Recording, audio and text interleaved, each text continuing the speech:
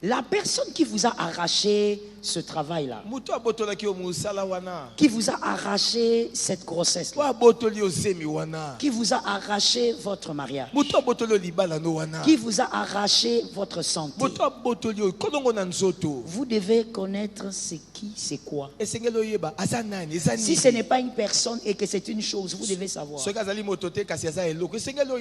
Parce que la nature de cette personne-là, ou la nature de cette chose, vous permettra de savoir si ce que vous avez perdu peut rentrer ou pas.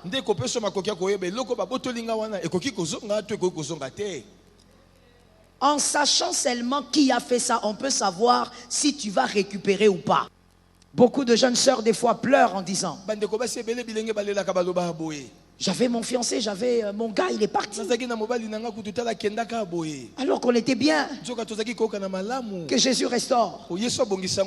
Mais si Jésus restaure, comment tu feras pour que le deuxième ne parte pas, parce que tu ne connais pas les causes qui ont fait que le premier parte?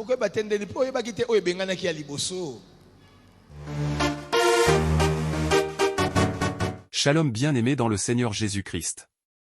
Aujourd'hui la servante de Dieu Joël Gloria Cabassel, pasteur principal de l'église Assemblée évangélique Nouvelle Alliance de Kinshasa, parle de ce qui nous arrachait la bénédiction.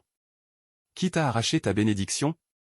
Le livre de la Genèse nous parle de Jacob qui a volé la bénédiction de son grand frère Ésaü, et du projet maléfique de son grand frère de se venger en le tuant. Jacob a fini par fuir la maison parentale pour un pays lointain, pour échapper à la vengeance de son frère. Qu'est-ce qu'on nous arrachait? On nous arrache une chose à laquelle nous avons droit, car selon les promesses de la parole de Dieu, nous avons droit à des choses alors qu'en réalité pour certaines personnes, elles ne sont jamais obtenues ou réalisées. Il y a plusieurs façons d'arracher, dont notamment dérober quelque chose que l'on a et empêcher quelque à laquelle on a droit. Il vous arrache cette possibilité de les obtenir. Certains se font voler leur salut, la liberté, leur paix, leur joie, leur guérison par différentes techniques, par exemple tentation, découragement, etc. On peut aussi se faire arracher quelque chose qu'on a déjà obtenu mais qu'avec le temps on a perdu à cause de lassitude, manque de persévérance, difficultés diverses, manque de vie de prière, ne pas aller à l'église, la perte de la passion des âmes. Abonnez-vous, aimez et partagez afin d'apporter l'évangile de Jésus-Christ aux nations, car il y aura plus de joie dans le ciel pour un seul pécheur qui se repent. Que la bénédiction de Dieu soit votre partage dans le nom puissant de Jésus-Christ. Amen. Qui vous l'a arraché? C'est qui a fait ça? C'est facile de dire je vais récupérer. C'est facile de dire Jésus, donne-moi. Mais il y a des choses qu'il faut savoir avant de récupérer, sinon on aura les mêmes résultats. Rien de récupérer une chose que vous allez perdre encore. Voilà pourquoi lorsqu'on perd, avant de récupérer, on se pose toutes ces questions. Ça ne sert à rien de récupérer une paix dans ta vie que tu avais perdue si tu ne sais pas pourquoi la paix était partie. Lorsqu'on sait comment une paix vous a quitté, on saura comment la garder. Lorsqu'on sait comment une paix vous a quitté, on saura comment la garder. On saura. Lorsque vous ne savez pas comment une paix vous a quitté, comment allez-vous la garder quand elle va revenir? Lorsque tu fais des pertes, il faut non seulement retenir les leçons, mais il faut savoir avec exactitude pourquoi tu avais perdu. Afin que lorsque Dieu va restaurer, que tu gardes ce qui va venir. Qui vous l'a arraché? Et nous écrivons très bien la phrase: celui qui vous a arraché la chose que vous avez perdue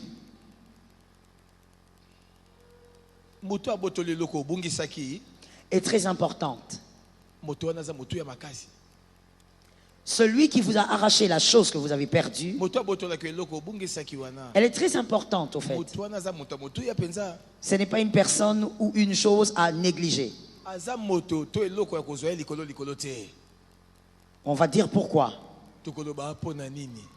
Je reprends la phrase. Celui qui vous a arraché ce que vous avez perdu est très importante. Celui qui vous a arraché ce que vous avez perdu est très importante. 2 points. Parce que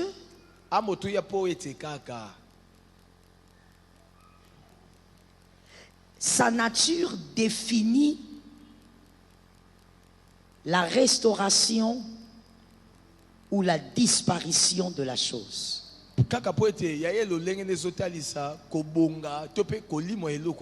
Très bien. Parce que sa nature définit la restauration ou la disparition de la chose. Parce que sa nature définit la restauration ou la disparition de la chose. La personne qui vous a arraché ce travail-là, qui vous a arraché cette grossesse-là, qui vous a arraché votre mariage, qui vous a arraché votre santé, vous devez connaître c'est qui, c'est quoi. Si ce n'est pas une personne et que c'est une chose, vous devez savoir. Parce que la nature de cette personne-là, ou la nature de cette chose, vous permettra de savoir si ce que vous avez perdu peut rentrer ou pas.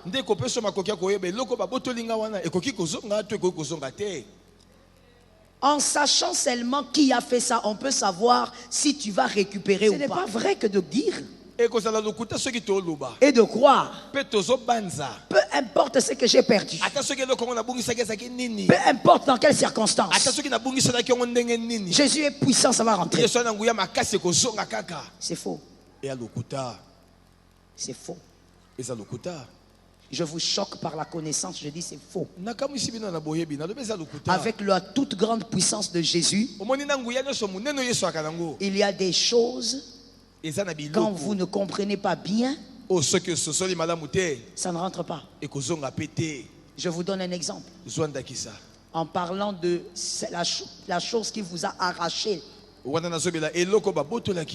Si c'est votre naïveté qui vous a fait perdre la chose, ce n'est pas la grandeur de Jésus qui va ramener ça. Et même Jésus lui-même va refuser de vous redonner ça. Parce que ta naïveté n'est pas partie. Jésus ne travaille pas en perte. Tu vas prier, tu vas jeûner, tu vas ramper, la chose ne viendra pas. La nature de la chose qui vous a arraché votre bénédiction. Si c'est ta naïveté qui a fait que tu perdes ton fiancé, il ne faut pas croire que l'onction de Jésus va ramener le gars là.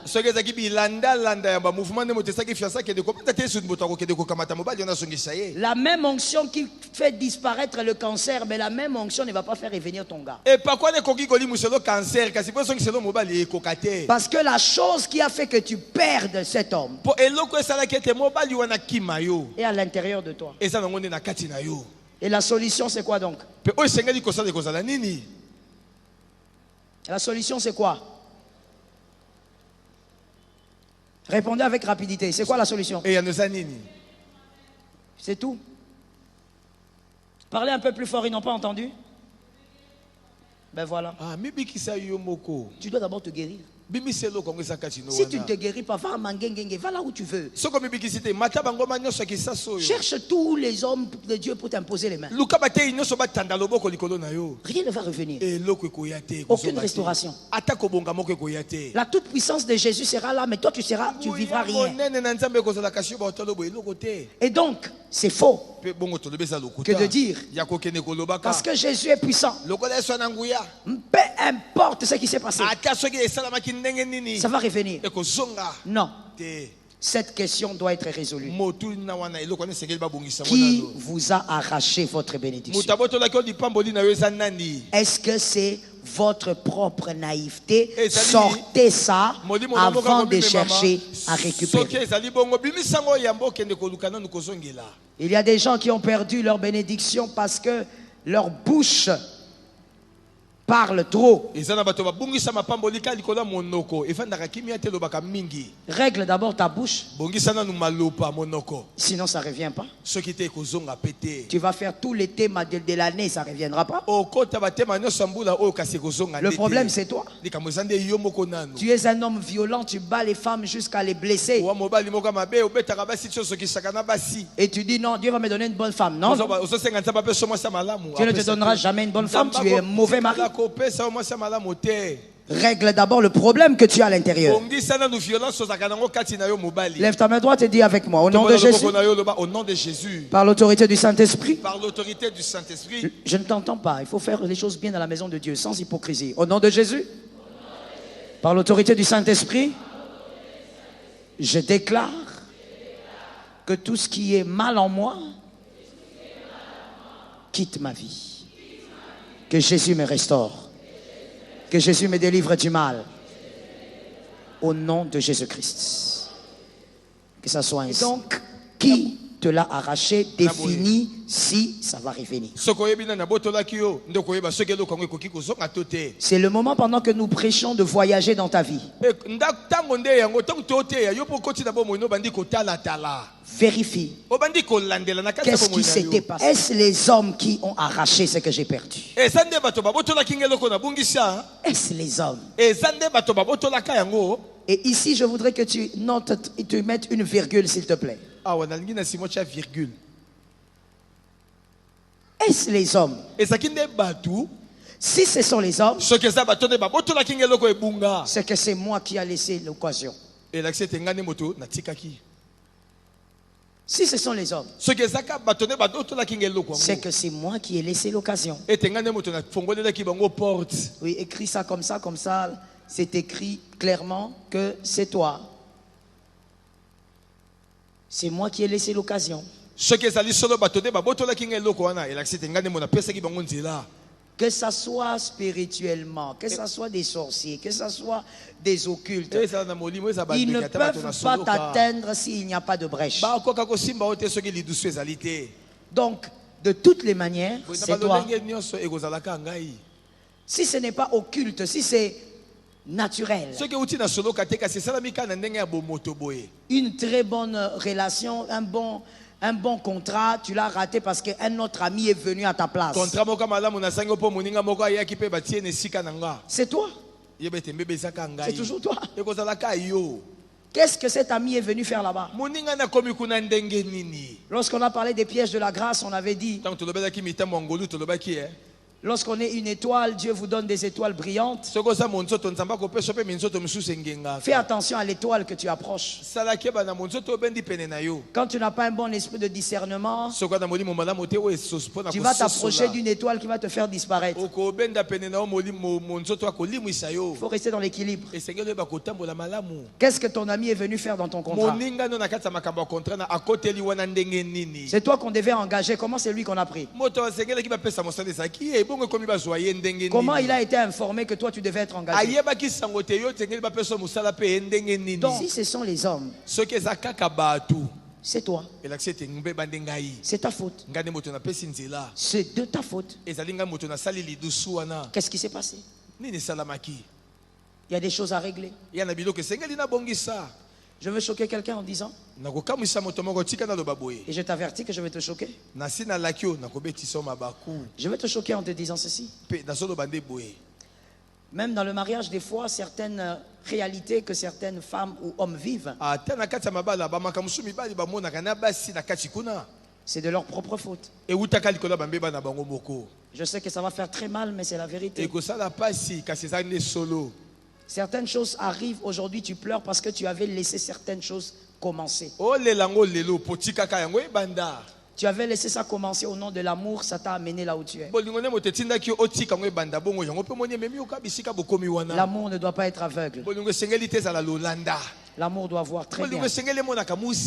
Si l'amour devient aveugle, le jour où l'amour devient aveugle, l'amour commence à mourir. Répétez ça. Retiens ça pour la vie, enseigne à tes enfants. L'amour n'est pas aveugle. Le jour où l'amour devient aveugle, il meurt. Toute la suite va mourir. Non, ma femme, elle ne respecte pas mes parents. J'en ai marre. Mais pourquoi est-ce que ta femme ne respecte pas tes parents? Et puis, as-tu constaté ça seulement dans le mariage? Impossible. Une femme impolie, on la connaît même avant. Une femme qui ne respecte pas les parents, on saura ça avant. Quand tu parles à cette fille de sa mère, qu'est-ce qu'elle dit? Je parle aux hommes là. Lorsque tu parles à ta fiancée de sa mère, elle te dit quoi? Comment elle parle de sa mère? Monsieur célibataire, voici l'astuce. Et même quand on vous donne des astuces, vous n'entendez pas. Voilà pourquoi vous pleurnichez dedans. Lorsque tu es fiancé, dis un peu à ta fiancée: ma mère ne veut pas de toi. Écoute ce qu'elle va te dire.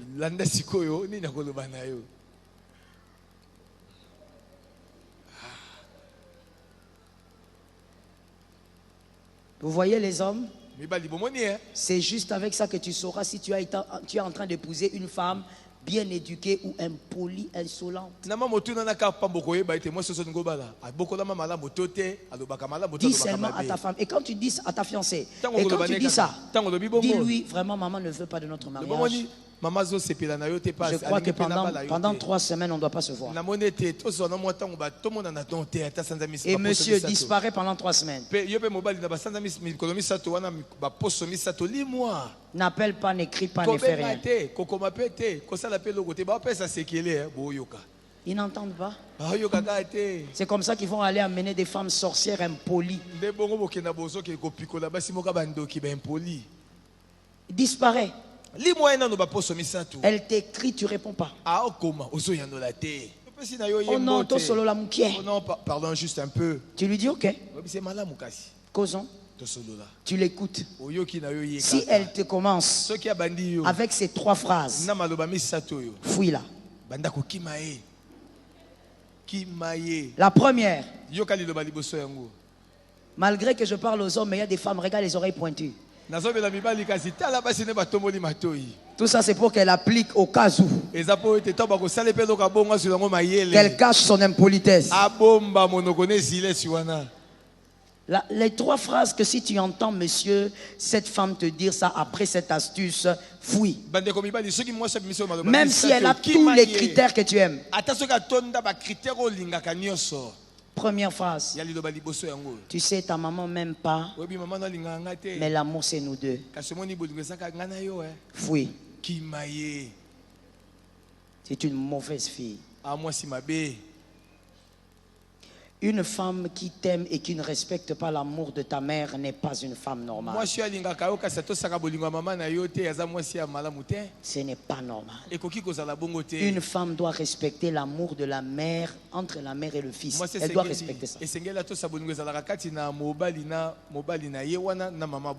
Vous voyez les hommes qui sont là, vous voyez les visages des femmes, vous voyez? Regardez leur visage. Vous avez vu? On vous demande de regarder. Vous avez vu comment elles sont? Fais attention avec une femme qui te dit ça, qui est en train d'exclure ta mère. C'est très dangereux. Même si vous vous mariez, la famille ne sera jamais exclue de votre vie. Deuxième phrase d'une femme dangereuse et impolie, insolente.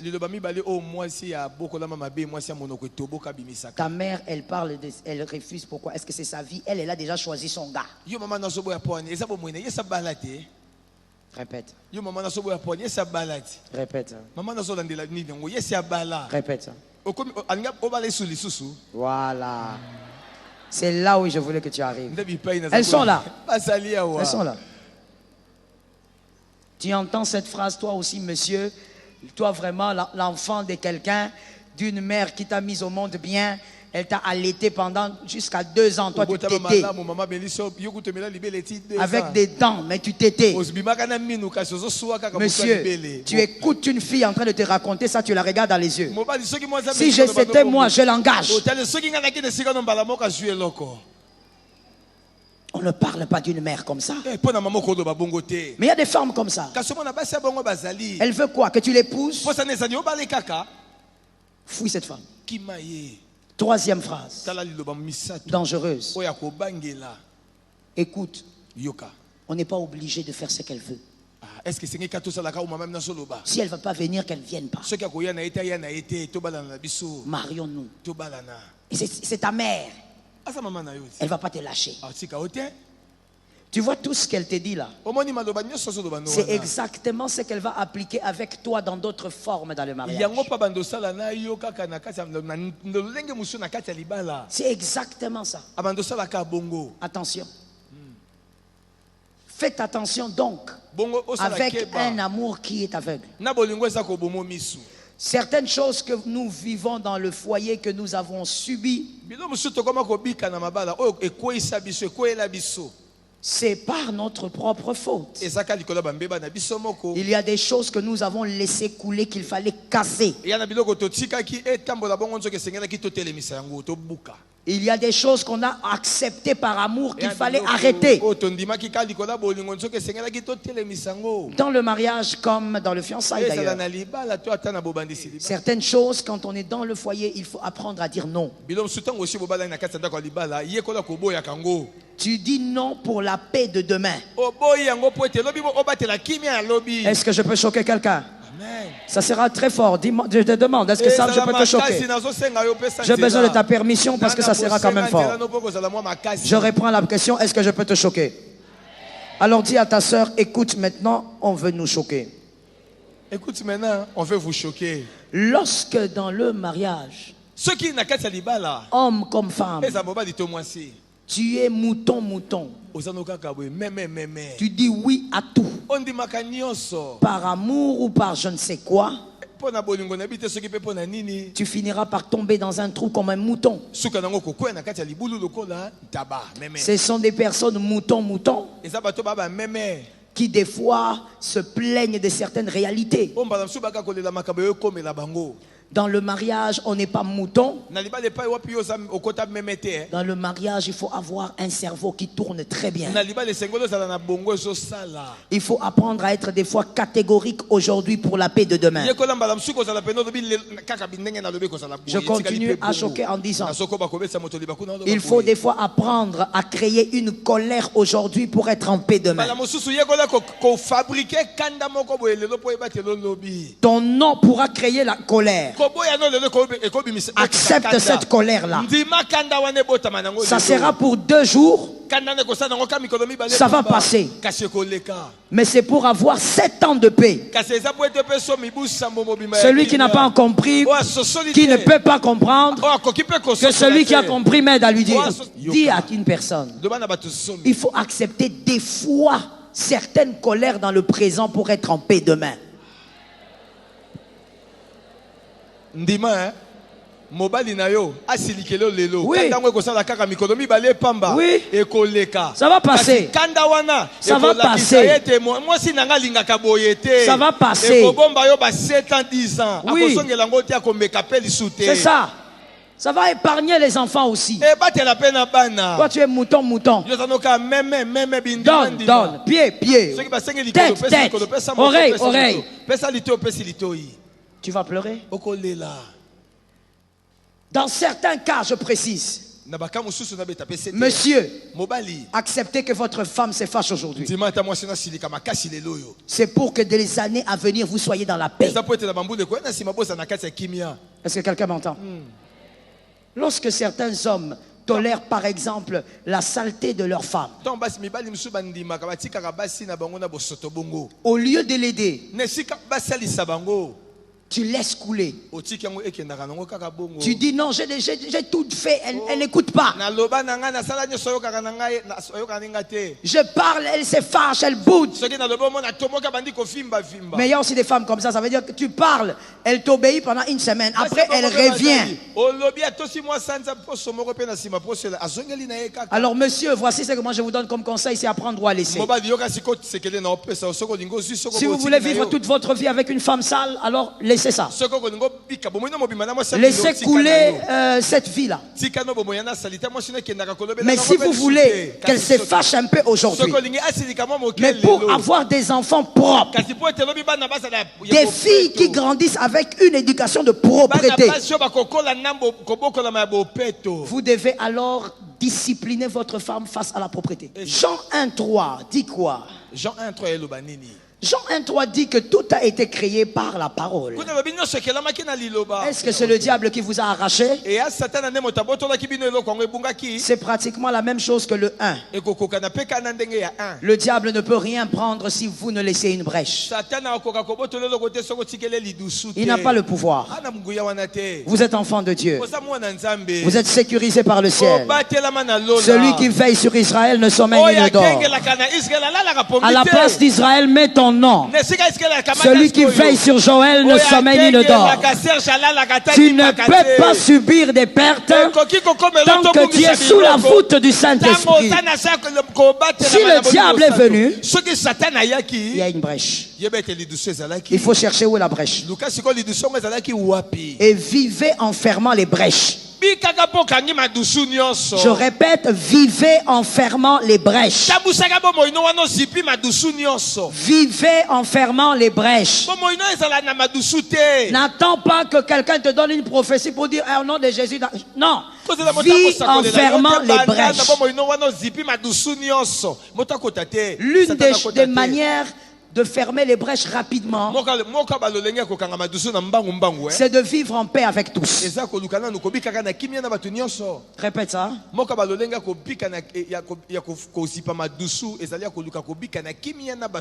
Lève ta main droite et dis avec moi, Seigneur, aide-moi à vivre en paix avec tous. Seigneur, quand on dit ça, c'est-à-dire au même moment que tu offenses quelqu'un, sois prompt à demander pardon. Au même moment que tu sens qu'il y a quelqu'un qui a un problème avec toi, comme la Bible dit, sois prompt à voir la personne ou appeler la personne, dire est-ce qu'on a un problème?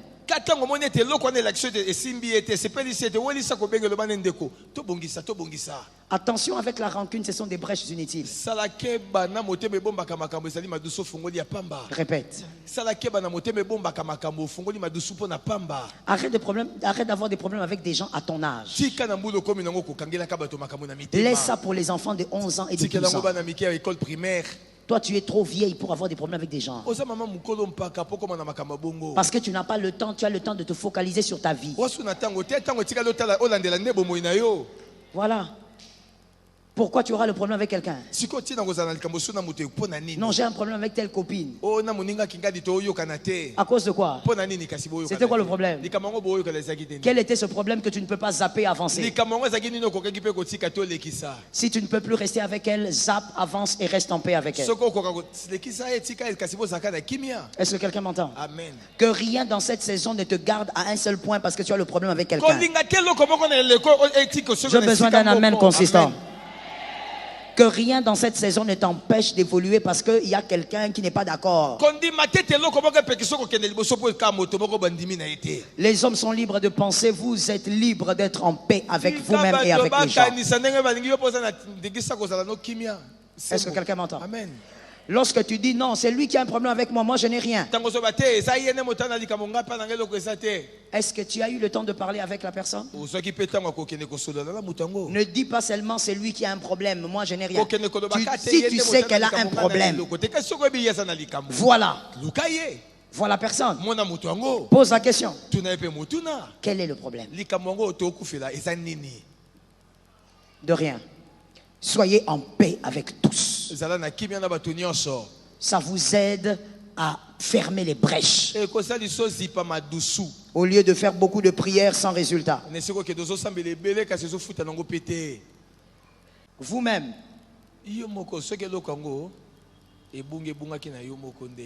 Attention. Est-ce que c'est vous-même la cause? Vous voyez que vous-même revient plusieurs fois. Parce qu'il y a beaucoup de chances que ça soit vous la cause de ces pertes. Quelle est la parole qui était attachée à ce que j'ai perdu? Quelle est la parole? Voilà pourquoi je prie au nom de Jésus que à chaque chose que tu as soit attachée une parole divine. Une parole divine. Ce qu'on t'a arraché est attaché à quelle parole? Parce que tout ce qui existe, existe par la parole. Jean 1, n'est-ce pas? On a donné le verset de Jean 1. Jean 1 combien? 3. On avait donné. Tout existe par la parole. Alors quand tu perds quelque chose, pose-toi la question. Quelle parole était attachée à ça? Ainsi je te supplie, refuse d'amasser des choses qui ne sont attachées à aucune parole. La parole qui est attachée à la chose que tu as est l'avocat de la chose. Amen. Parle, répète. La chose que tu perds, si elle est attachée à une parole, c'est cette parole qui devient son avocat. Tu dois chercher à ce que tout ce que tu as soit attaché à une parole. La force d'Isaac, c'est parce qu'il est attaché à une parole. Comme il est attaché à une parole, il ne peut pas brûler sur le bûcher.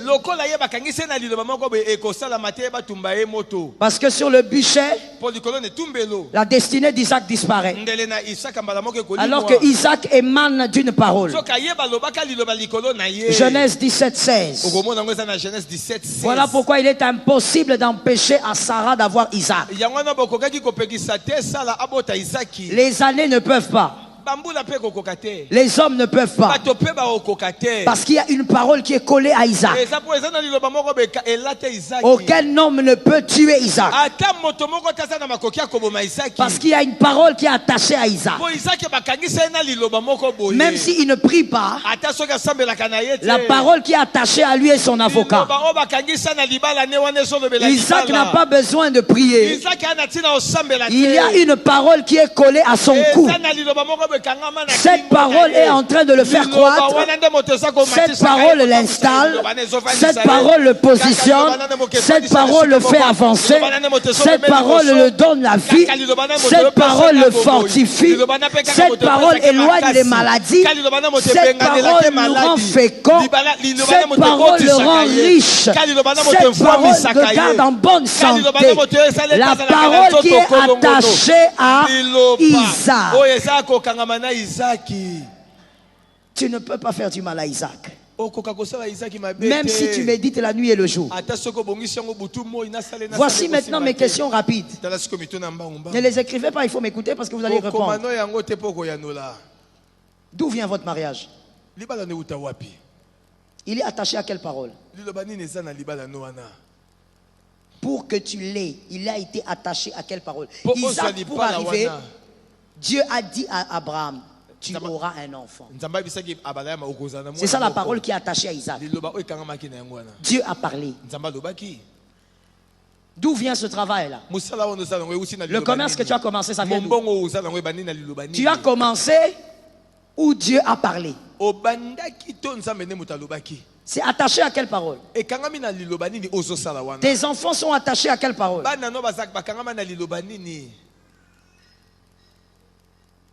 Vous savez, il y a des enfants, il y a deux types. Regardez bien.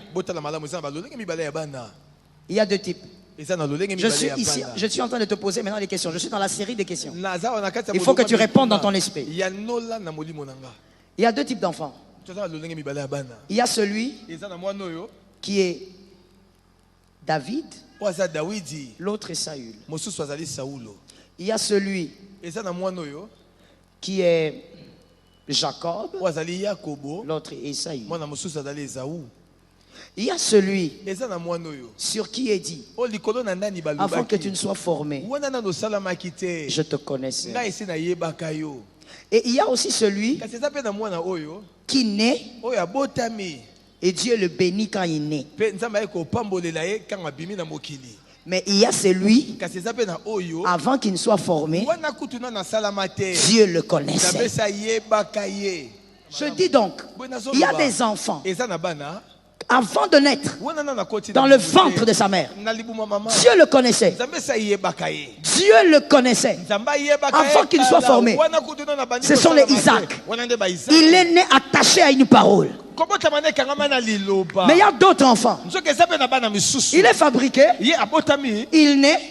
C'est quand il naît que les paroles du Seigneur le rencontrent. Les enfants ne se ressemblent. Vous savez. Je vais terminer par là. Vous savez qu'il y a des enfants. À cause d'eux, Dieu frappe les parents.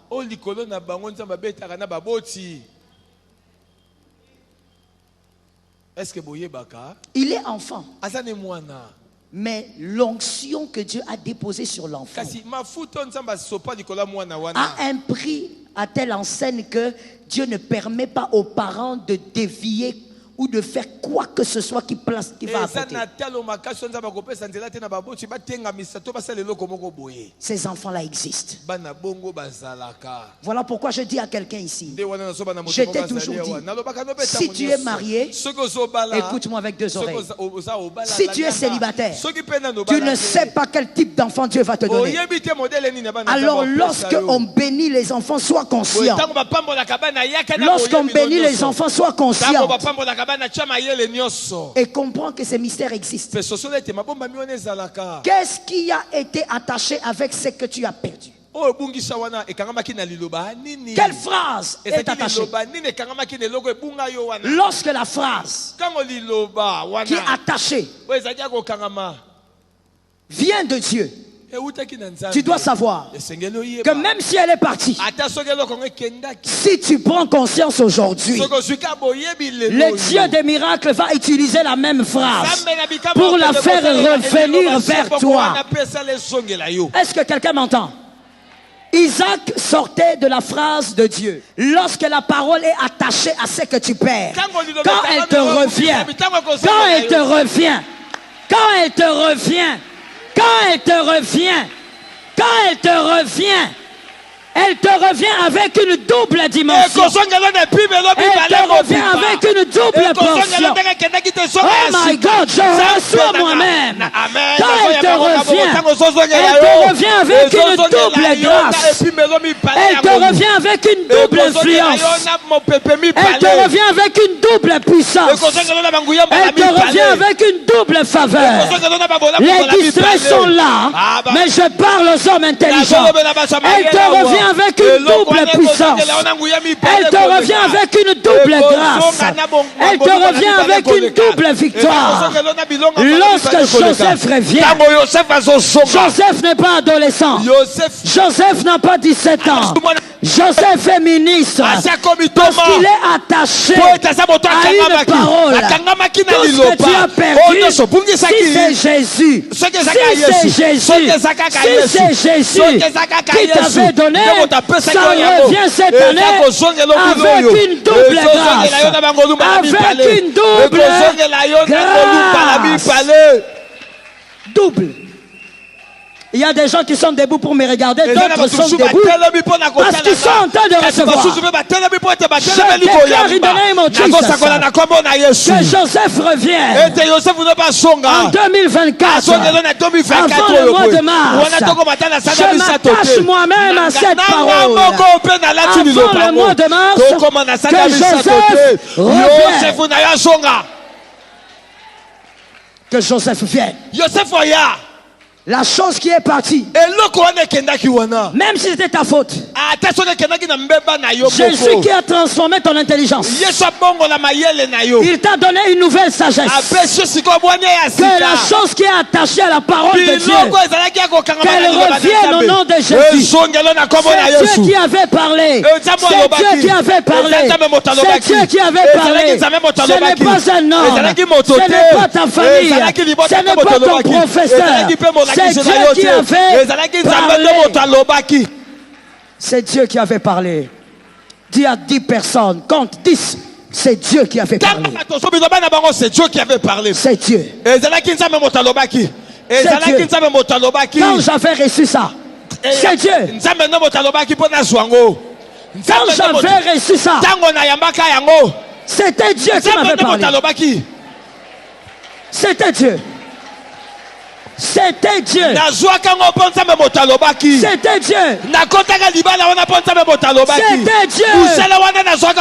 C'était Dieu. C'était Dieu. Oh, c'est Dieu qui avait parlé. Ça va rentrer. Je déclare au nom de Jésus. C'est parti. Mais si c'est Dieu, ça revient par la même parole. Ta main droite, dis avec moi, je n'avais pas cherché ça. Je n'avais pas cherché ça. Je n'ai pas détruit pour avoir. Je n'avais pas détruit pour avoir ça. Je n'ai pas calomnié pour avoir ça. Je n'ai pas calomnié pour avoir ça. Je n'ai pas brisé les autres pour avoir ça. Je n'ai pas brisé les autres pour avoir ça. C'est Dieu qui m'avait donné. C'est Dieu qui m'avait donné. C'est Dieu qui avait parlé. C'est Dieu qui avait parlé. La chose revient. Et la chose revient. Elle revient. Elle revient. Elle revient. Elle revient. Elle revient. Elle revient. Commence à prendre ta chose. Prends ta chose. Oh, et ça rentre parce que ça venait de Dieu. Ça rentre parce que c'était la parole de Dieu. Jésus. Ça revient parce que ça venait de Dieu. Ça ne partira pas. Quel que soit le temps, ça reviendra parce Jésus. que la chose est attachée. Oh, la parole. Le ministère revient parce qu'il y a une parole qui a été attachée. Ça doit se manifester. Ça doit revenir. L'onction doit revenir parce que c'est attaché à la parole de Dieu. Ça ne part ça pas. Revient. Ça revient. Zozonga. Et Zozonga. Et Zozonga. Et Zozonga. Zozonga. Moussana ne Zozonga. Projet wane Zozonga. Mabongiso wane Zozonga. Ça revient. Libala wane Zozonga. Mbongo wane Zozonga. Moussana wane Zozonga. Jésus. Na santé wane Zozonga. Jésus. Parce que ma santé venait de Dieu. Il m'avait promis la santé. Il avait Merci, dit tu Seigneur. me serviras, tu seras en bonne santé. Santé Zozonga na kombo na Yesu. Mets-toi à genoux s'il te plaît de là où tu es. Fukama bipa ino sozali. Prends ta main droite, mets sur la terre. Si possible que tes 5 doigts touchent la terre. Répète au nom de Jésus-Christ. Au nom de Jésus-Christ. Par l'autorité du Saint-Esprit. Terre, je te donne cet ordre. Tout ce qui est parti, tout ce qui m'a humilié, que toi tu as reçu, je te donne l'ordre de ramener ce qui est parti. Tant que je serai ici, tant que je marcherai sur toi, je déclare, redonne-moi ce qui est parti. Car une parole est attachée à cela. Je déclare sur toi, avant 6 mois, je célébrerai le retour de Joseph. Sur toi, avant 6 mois, je célébrerai le retour de ma faveur, le retour de ma bénédiction, le retour de mes grâces. Au nom de Jésus, Amen. Thank you, Jesus. C'est revenu. C'est revenu. C'est revenu. C'est revenu. Merci Jésus. Shalom bien-aimés dans le Seigneur Jésus-Christ. J'espère que vous avez aimé cette vidéo. Abonnez-vous et partagez pour porter l'évangile de Jésus-Christ aux nations, car il y aura plus de joie dans le ciel pour un seul pécheur qui se repent. Merci de faire partie de notre famille Wonderful Jésus-Christ.